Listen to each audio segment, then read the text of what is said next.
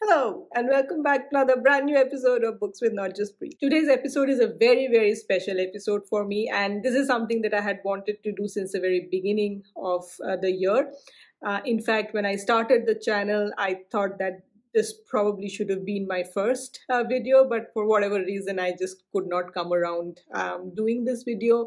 I did do this sort of video in parts where I talked about some books from this list at the very beginning, but I'm so glad that I'm getting to finally do this video that I've, right, as I said, I've been wanting to do for a while now. So we're almost entering August of 2021, but 2020 had a long shadow on 2021, and so far, to be absolutely honest, I don't know where the pandemic situation is going, but the hangover from 2020 has definitely not completely gone away yet. With all honesty, right, I think all of us did have our moments of joy in 2020 as well, as much as we are having in 2021. And as we continue to feel more and more hopeful about the future, I wanted to add some more positivity into all our lives, especially through the love of books.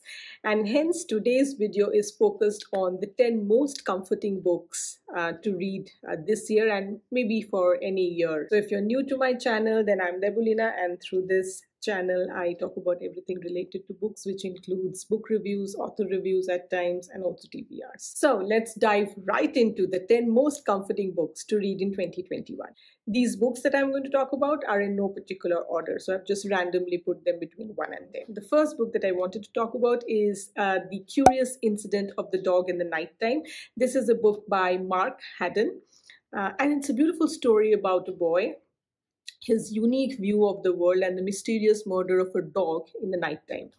Now, this is one of the most unusual books that I've read in a long, long time, and hence it makes straight to my list of the most comforting books to read in 2021. This book is about a boy called Christopher and a gruesome murder of a dog at night. The story opens with the murder scene, and just like every other murder mystery, there is a detective, which is Christopher in this case, and a host of witnesses, some willing, some not very willing and hostile, the police, and finally the culprit. But the story is so much more than this. The story is about love and determination, about expectations, and really pushing boundaries. So in a nutshell, this book is about Christopher, who's a boy with Asperger's, and the world as he sees it, the world that he shares. The language is absolutely simple, fluid, and also supremely logical, which is what stood out for me throughout the book. Well, I can just go on and on about the brilliant things that are in this book, so I will probably just stop right now. And I would just say that it's a brilliant book to be read anytime, especially in a year such as this.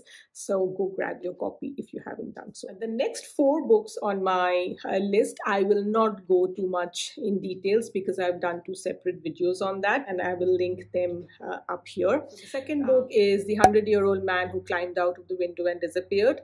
This is a book by a Swedish author, Jonas Jonasson, and is one of the wittiest modern authors that I have read recently. It's about essentially a 100-year-old man, and one day he decides to just leave the home that he was living in, and then there is a list of adventures that surround him. So, as I said, I will not go too much into depth of this book. There's a separate video on this. It's a brilliantly hilarious book to read, and if you want to know more about the book, you can go to the video. The third book on my list is again a book by the same author, Jonas Jonasson, and this book is The Girl Who Saved the King of Sweden. This is actually his second book, and it's as humorous as the first one. The story is about an orphan from Soweto, Africa, who by chance becomes involved in international politics, and then you almost know what happens by the title of the book. She somehow ends up saving the King of Sweden, and again, as I said, I did a complete video on these 2 books, so I'm not going to go in depth of this one. The fourth book on my list is A Man Called Ove. It's one of the best books that I have ever read. It is again a Swedish book translated into English.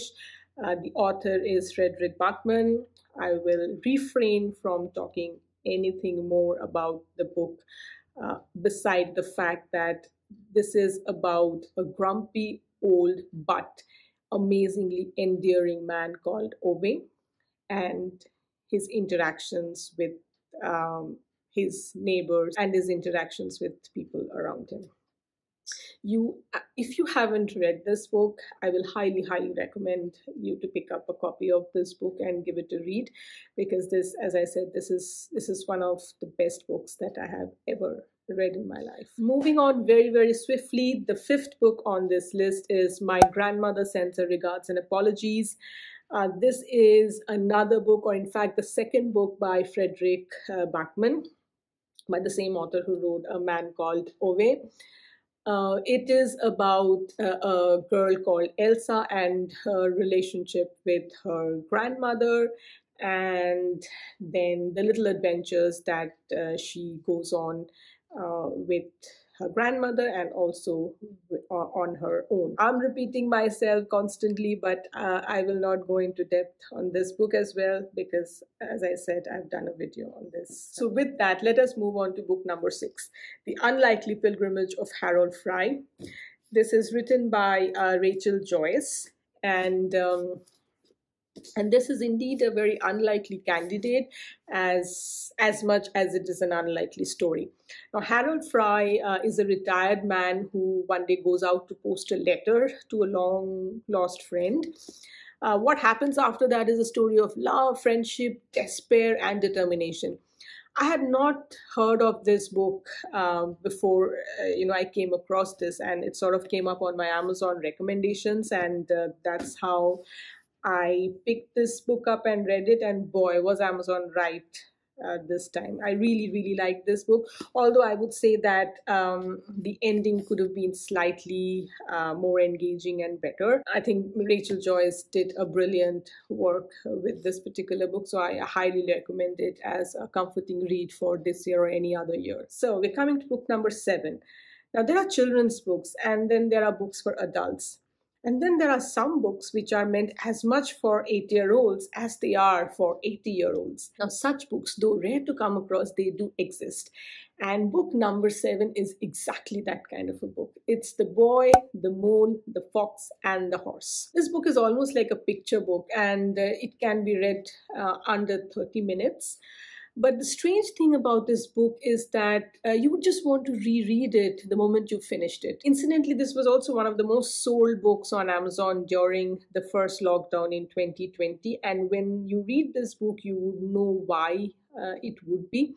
The small little book that can be read in less than 30 minutes has such a strong dose of positivity that you just cannot ignore the book once you've read it. And I absolutely recommend it for all age groups. If you get a chance to pick this book up, do read it and let me know how you feel about it. It's one of the books that are very close to my heart. And I would love to know how you felt about reading this book as well. Okay, moving swiftly on, book number 8 is Eleanor, Oliphant is Completely Fine. This is a book by Gail Honeyman, and well, this is about Eleanor Oliphant, as the name of the book suggests. Eleanor Oliphant lives in Scotland in a community flat and works as an accountant in a design company. She drinks 2 bottles of vodka every weekend and hasn't taken a single day of leave from work in the last 9 years. And she speaks to her mother on Wednesdays and has a very dreary sense of fashion. And Eleanor Oliphant thinks that she's doing perfectly fine, but the truth is that she isn't. And this book is really about Eleanor's journey of self-discovery and how she manages to turn her life around. I would not really call this book brilliant per se, but this is a book good enough to reinstill faith and belief that not all is lost when we think it is. And that is why this book has made to the list of the 10 most comforting books to be read in 2021. Now, book number 9 can be an unusual pick. This is actually a book that I technically did not read. I actually listened it on my Audible. So I used to walk and this isn't a book that I read this year. This is in fact a book that I read way back in 2019. And I used to listen to this on my way to work and then back home.